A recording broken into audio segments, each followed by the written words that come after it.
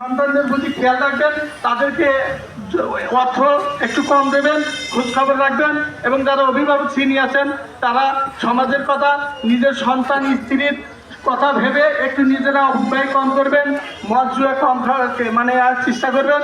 এইভাবে আমরা একটা সুন্দর এবং সচ্ছল সমাজ প্রতিষ্ঠা করার লক্ষ্যে এগিয়ে যাবো, এই বলে আমি আমার সংক্ষিপ্ত কথা শেষ করছি। সম্মানিত উপস্থিতি, এবারে অবশ্যই আপনাদের সামনে সংক্ষিপ্ত আকারে কথা বলার জন্য সবিনয় অনুরোধ করছি বাংলাদেশ জামাতে ইসলামের উলামা বিভাগের সম্মানিত সভাপতি জনাব মাওলানা সাইদুর ভাইকে। মাওলানা সাইদুর ভাই।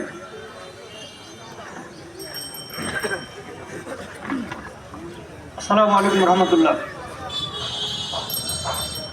সম্মানিত উপস্থিতি, আমরা জেনেছি আলোচনা অনেক হয়েছে, আসলে আলোচনার খুব একটা প্রয়োজন নাই, তারপরেও যখন বলেছে তারা কিছু কথা বলার জন্য অল্প কিছু কথা বলছি সংক্ষেপে। বেশ করে মদ, গাঁজা, আফিমখোর, আল্লাহ বলেন এই কটা মদ আর সব গরুচোর, নাউজুবিল্লাহ।